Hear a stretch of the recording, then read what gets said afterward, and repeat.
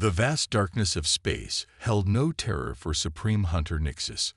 From her command throne aboard the Eternal Night, flagship of the Verax hunting fleet, she watched the holographic display with all 6 of her crystalline eyes. Each eye was specially evolved to detect different electromagnetic spectrums, a trait that had helped make the Verax the galaxy's most feared predators for 10,000 cycles. Supreme Hunter, First Stalker Crix's voice resonated through crystalline communications, his tone carrying the musical overtones of excitement. We've detected an anomalous signal in the Helios sector. Unknown configuration, unlike anything in our archives. Nixis's translucent body pulsed with bioluminescent patterns of interest. The Verax had mapped and hunted in every corner of known space. An unknown signal meant only one thing: new prey. "Show me," she commanded, her crystalline form shifting to better focus on the tactical display. The hologram zoomed in on a section of space near the outer rim of their territory. There, moving at sublight speed, was a vessel of peculiar design. Unlike the organic ships of the Verax or the crystalline vessels of their vassals, this ship appeared to be constructed of mundane metals and composites. Its hull was angular, functional, with no consideration given to the aesthetic grace that advanced species typically displayed. Primitive, Second Stalker Vex noted, his crystal body chiming with dismissive harmonics. Barely worth the energy to harvest. Nixis wasn't so certain. Something about the vessel's movement pattern triggered her hunting instincts. It was too deliberate, like a trap setter rather than prey. "Analysis?" she queried, her inner light pulsing in questioning patterns. "Thermal signatures suggest internal atmosphere," Crix reported. "Artificial gravity. Primitive fusion drives." But he hesitated, crystal joints clicking in confusion. "There's something odd about their energy readings. They're too consistent, almost as if they're being masked," Nixis finished. In 10,000 cycles of evolution, the Verax had learned that the most dangerous prey were those that could hide their true nature. She rose from her command throne, her crystalline form catching and refracting the ambient light of the bridge. "Deploy the hunting network. Full spectrum analysis. I want to know everything about this vessel before we make contact." The bridge crew worked with practiced efficiency, deploying their network of quantum-entangled sensor drones. The Verax had perfected the art of stalking their prey across light years. No ship had ever detected their approach until it was too late. Hours passed as data streamed in. The unknown vessel maintained its course, seemingly unaware of the predator studying it. But with each new piece of information, Nix's unease grew. "Supreme Hunter," Crix called out suddenly, his crystalline form vibrating with alarm harmonics. "We've detected a signal burst from the vessel. Encrypted, quantum-locked. It bypassed our entire sensor network." Nixis's body flashed with warning patterns. No primitive species should have quantum communication capabilities. Before she could issue new orders, the tactical display erupted with new data.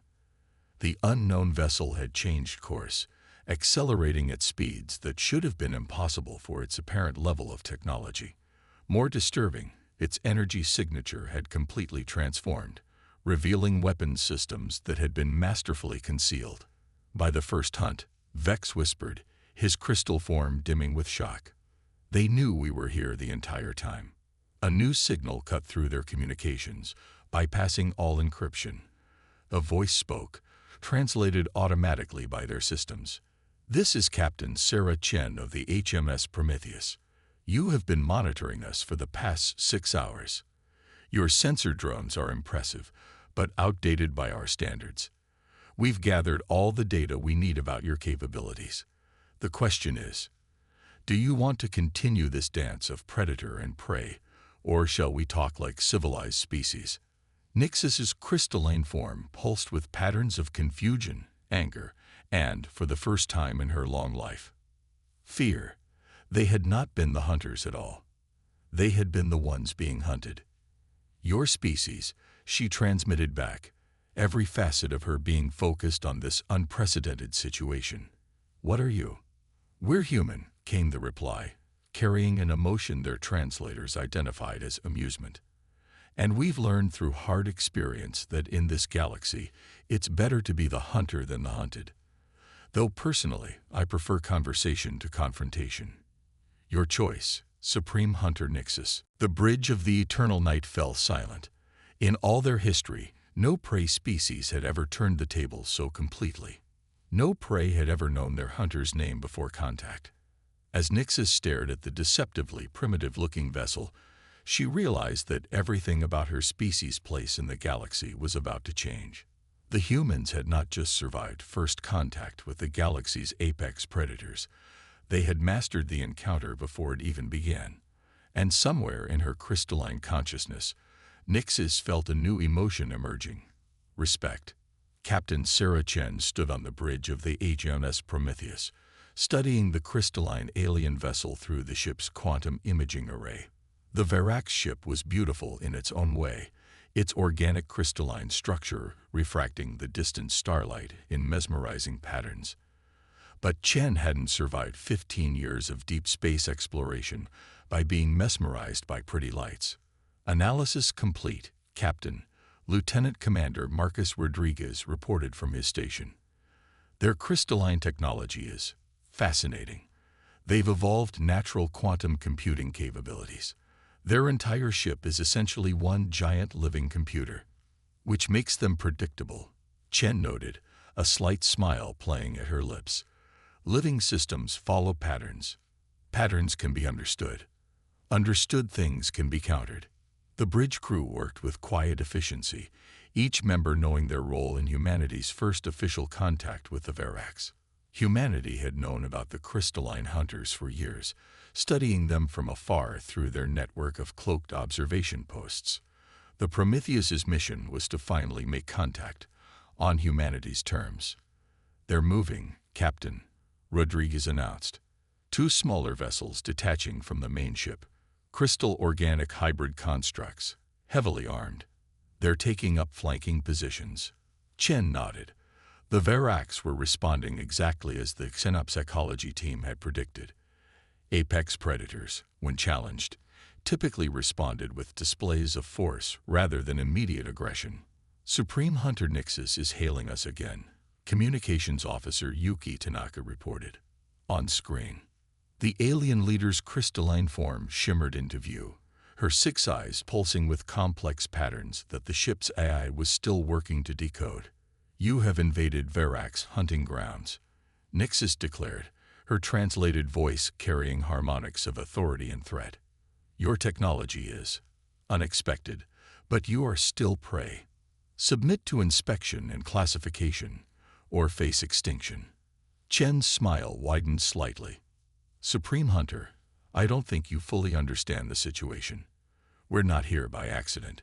We chose this location, this time, and this method of contact specifically to demonstrate a point." She nodded to Rodriguez, who activated a specific subroutine they had prepared. Across the gulf of space, the Verax vessels suddenly found their quantum communication network flooded with data. Detailed files on every hunt they had conducted in the past cycle, every species they had classified, every world they had claimed. "We've been watching you," Chen continued as Nix's crystalline form flickered with patterns of shock. "Learning about you, understanding you. And we decided it was time to help you understand something. The galaxy is changing. The era of predator and prey is ending." "Impossible," Nixus responded, but her harmonic patterns betrayed uncertainty. "No species could have gathered this much intelligence without detection. Our hunting networks are based on quantum entanglement principles that we mastered decades ago," Chen interrupted. "Supreme Hunter, look at your tactical display. Really look." Around the Verax vessels, space itself seemed to ripple as hundreds of cloaked human sensors and defensive platforms deactivated their stealth fields. The hunters had been surrounded long before they ever detected the Prometheus. "We could have destroyed your fleet a dozen times over," Chen said softly. "We could have sabotaged your quantum networks, disabled your ships, or simply remained hidden and gathered intelligence indefinitely. Instead, we chose to reveal ourselves, to talk. Because unlike you, we don't see the galaxy as divided between predator and prey. Nixus's form pulsed with rapid patterns of communication to her subordinates before responding. If not predator and prey, then what? Partners, Chen replied. Equals. Because something is coming, Supreme Hunter. Something that threatens all sentient life in this sector of space. We've detected it at the edges of our long-range sensors, and we believe you have too, though you may not have recognized it yet. The crystalline alien's pattern shifted to what the AI translated as intense focus, the void anomalies in the outer rim, the disruptions in the quantum field. Yes, this isn't a first contact scenario. Supreme Hunter, this is a warning and an offer. Humanity extends its hand in alliance, because what's coming doesn't care whether you're predator or prey. It only cares about consuming all life in its path. A tense silence filled the void between the ships. Chen could almost see the calculations running through the living crystal matrix of the Verax leader's form. When Nixus finally responded, her harmonic patterns had shifted to something entirely new. You orchestrated all of this, the encounter, the reveal, everything, just to offer us an alliance. We needed you to understand exactly who and what you were dealing with, Chen replied. Now you do. So, Supreme Hunter Nixus, what's your answer? Will you cling to the old way of predator and prey, or will you help us face the real threat? The crystal ship's surface rippled with cascading patterns of light, a sight that human xenobiologists had identified as their equivalent of deep contemplation. The future of two species hung in the balance, and Captain Sarah Chen waited patiently for the hunter to decide whether to become something more. The void anomaly appeared without warning at the edge of the Helios sector. It was a writhing mass of not-quite matter that defied the laws of physics, its very presence causing quantum distortions that made both Verax crystals and human sensors scream in alarm. On the bridge of the HMS Prometheus, Captain Chen watched the tactical display with grim determination. Time to prove the alliance works both ways. Status of the Verax fleet. Supreme Hunter Nixus has positioned her forces in a crystalline lattice formation. Rodriguez reported, their quantum field harmonics are aligning with our defense grid. Successfully integrated, Captain. The integration of human and Verax technology had been accomplished in record time, necessity driving innovation. The crystalline alien's natural quantum computing abilities complemented human artificial intelligence in ways neither species had anticipated. Unknown entity has accelerated, Tanaka announced, her voice tight. It's consuming spatial anomalies as it advances, growing stronger. Through the quantum link, Nixus's voice resonated with harmonic overtones of concern. The void beast's mass increases with each stellar body it absorbs. Traditional weapons will be useless. Good thing we don't rely on traditional weapons, Chen responded. Execute Phase 1. Across the defensive line, human cloaking fields engaged, bending light and space around the combined fleet. The Verax ships, their crystalline structures pulsing in synchronized patterns, amplified the effect through their quantum networks. The void anomaly paused, its sensory tendrils prodding space that suddenly appeared empty. Chen watched as the creature's confusion manifested in reality-bending ripples. Now, Supreme Hunter. Nix's flagship, the Eternal Night, fired its main weapon, not a conventional energy beam, but a focused stream of quantum-entangled particles. Simultaneously, the Prometheus unleashed its own secret weapon, a gravity manipulation field that bent space itself. The combined attack caught the void creature in a quantum gravitational web. Its amorphous form writhed as two fundamental forces of reality warped and twisted around it. But it wasn't enough. The containment field is failing, Rodriguez warned. Entity's mass is still increasing. Chen's mind raced. The creature was adapting faster than their simulations had predicted, learning from each attack. Then she saw it, a pattern in its quantum fluctuations, something almost familiar. Supreme Hunter, she called out, your species perceives quantum states naturally. What do you see in its core? Nyx's crystalline form vibrated with intense focus. There's a rhythm, like a crystalline growth pattern, but inverted. By the first hunt, it's not consuming reality. It's trying to crystallize it. Then let's give it something to crystallize around, Chen said, a dangerous plan forming. Can your ship generate a quantum resonance field? Yes, but it would require dropping our defensive shields completely. Do it. Match the resonance to the creature's inversion pattern. Trust me. The void entity surged forward, its mass now greater than a small moon. The eternal night's crystalline surface began to pulse with complex patterns, generating a quantum field that mirrored the creature's own reality warping signature. All ships, fall back to secondary positions, Chen ordered. Prepare to redirect all power to the eternal night on my mark. The void creature sensed the resonance, its amorphous form drawn to the quantum harmony like a moth to flame. As it approached the Verax flagship, its tendrils began to crystallize, the process spreading through its mass. Now, Chen commanded. Every ship in the combined fleet channeled their energy through the quantum network. The eternal night became a beacon of crystalline light, its resonance field amplified 1,000-fold. The void entity, caught in the quantum harmony, began to transform. Its dark mass crystallized layer by layer, the process accelerating as each new crystal surface reflected and amplified the resonance field.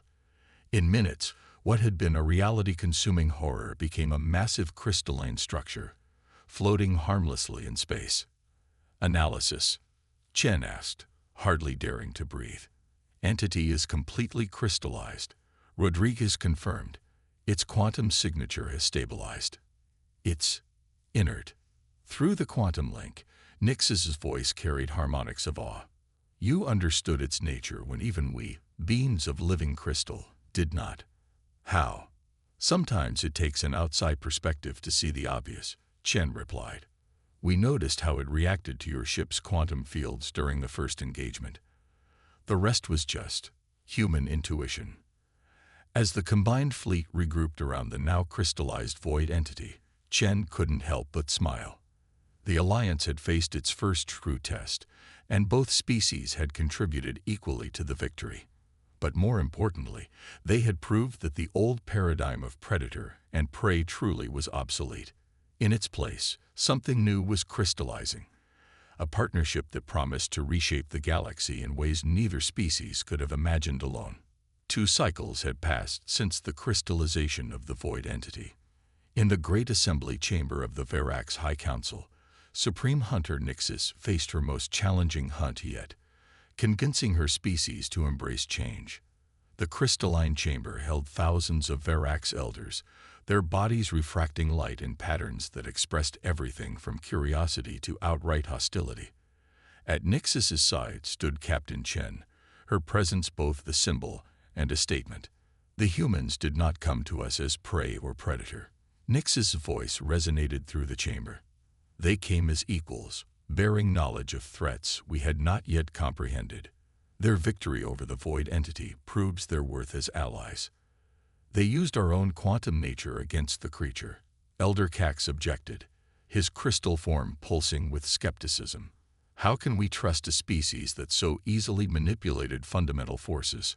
Because they could have used that knowledge to destroy us instead, Nyxis countered. Yet they chose cooperation. Chen stepped forward, her movements measured and confident. The quantum translator she wore allowed her to speak in harmonics the Verax could naturally understand. Your people have ruled this sector through strength and fear for 10,000 cycles. We could have challenged that rule, started a war that would have devastated both our species. Instead, we offer something more valuable: evolution. She gestured, and holographic displays activated throughout the chamber, showing the crystallized void entity. This was just the first. Our long-range sensors detect more anomalies forming at the galaxy's edge. But we've also discovered something extraordinary. The displays shifted, showing complex quantum patterns within the crystallized creature. The entity we faced wasn't trying to destroy reality. It was seeking to evolve it. Its crystalline transformation wasn't just containment, it was completion. And within its structure, we found technologies neither of our species could have developed alone. The chamber erupted in harmonic discussions as the implications became clear. Nixis felt the quantum field shift as understanding spread through the collective consciousness of her people. The old ways served us well, she addressed her people. But the galaxy is changing. The choice before us is simple: evolve or stagnate. The humans understand this. They've offered to share all their technology, their understanding of quantum mechanics, their unique perspective on existence itself. In return, they ask only that we share our own knowledge, that we join them in exploring these new frontiers. Elder Cax's form shifted, his patterns showing reluctant acceptance. And what of our hunting grounds? Our way of life? We will still be hunters, Chen answered, surprising the assembly with her understanding of their concerns. But instead of hunting lesser species, we'll hunt knowledge. Instead of pursuing prey, we'll pursue understanding. The void entities are just the beginning. There are mysteries in this galaxy that will challenge both our species to their limits. The chamber's quantum field resonated with changing harmonics as the Verax elders processed this new paradigm. Nixis felt the shift in their collective consciousness, the moment when a species that had evolved as the ultimate predator began to evolve again. The humans have shown us a truth we had forgotten, Nixis declared. The greatest hunt is not the pursuit of prey, but the pursuit of possibility. They have proven themselves worthy not just as allies, but as teachers, and perhaps in some ways, we may teach them as well. The vote that followed was unlike any in Verax history. Instead of a simple binary choice, each elder contributed their unique quantum signature to a collective crystalline matrix, forming a new pattern that represented their species' future. As the matrix completed its formation, its pattern was clear. The Verax had chosen evolution over stagnation, cooperation over domination. In that moment, Captain Chen understood what her superiors had known when they sent the Prometheus on its mission. Sometimes the most powerful weapons weren't weapons at all, but ideas. The Human-Verax alliance was formalized that day, but it was more than just a political agreement. It was the beginning of a transformation that would reshape the galaxy. The predators had become pioneers, and the hunted had become heroes. Together, they would face whatever mysteries the void held, not as hunter and prey, but as partners in the greatest exploration their species had ever known. A decade after the first Human-Verax alliance, the crystalline spires of the Joint Quantum Research Institute pierced the skyline of humanity's newest colony world. Within its central chamber, Captain Sarah Chen, now Ambassador Chen, stood beside Supreme Hunter Nixis as they reviewed the latest data from the Galactic Rim. The crystallization process has begun naturally in 3 more void entities, Chen noted, studying the quantum readouts. They're evolving on their own now. Nix's crystalline form shimmered with patterns of satisfaction. The seed crystals we planted in the quantum field are doing their work. Each transformed entity adds its own harmony to the galactic symphony. The chamber's displays showed hundreds of crystalline structures throughout the sector, each one a former void entity transformed into a beacon of order and possibility. But more importantly, they showed something else. Dozens of species, former prey of the Verax, now working alongside their once predators in research teams and exploration vessels. Did you ever imagine this future? Chen asked, when you first detected the Prometheus in your hunting grounds. Never, Nixis admitted, her harmonics carrying amusement. We thought ourselves the apex of evolution. You showed us we were merely a stage in a greater process. The quantum sensors suddenly pulsed with new data. At the galaxy's edge, something massive was forming. Not a void entity, but something else entirely. The crystalline matrix of transformed entities was creating a structure that defied conventional physics. It's a bridge, Chen realized, watching the quantum patterns align. The transformed entities aren't just becoming crystals, they're forming a network across space itself. A quantum highway, Nixis agreed, her form pulsing with excitement. one that could allow instant travel between galaxies. The void entities weren't invaders. They were builders, waiting for species capable of understanding their true purpose. As they watched, the crystalline network continued to grow, each node adding to a pattern that stretched beyond their known universe. The combined fleet of human and Verax ships, once enemies, now worked in perfect harmony to study and stabilize the formation. 10 years ago, we were predator and prey, Chen reflected. Now we're about to step into a new age of exploration. The galaxy's greatest hunters and humanity's innovative spirit united in the greatest hunt of all, the pursuit of knowledge. Nyx's crystalline form resonated with a deep harmony of agreement, and perhaps that was the true test all along. Not whether we could fight each other, but whether we could grow beyond our natures to face something greater. Through the quantum network that now connected both species, they felt the moment the crystalline bridge stabilized. A door had opened to mysteries beyond their galaxy, to discoveries that would challenge both species to evolve even further. The legacy of their first encounter, a moment when humanity's ingenuity met Verax's pride, had transformed into something neither species could have achieved alone. They had not just survived the void.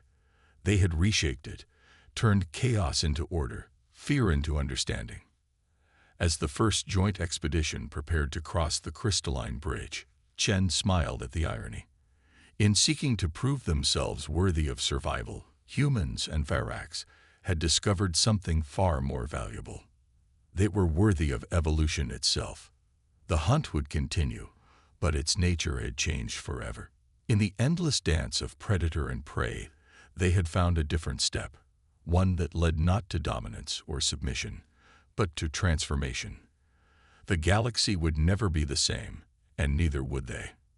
And somewhere in the quantum field that connected all things, the pattern of their shared future continued to crystallize, one discovery at a time.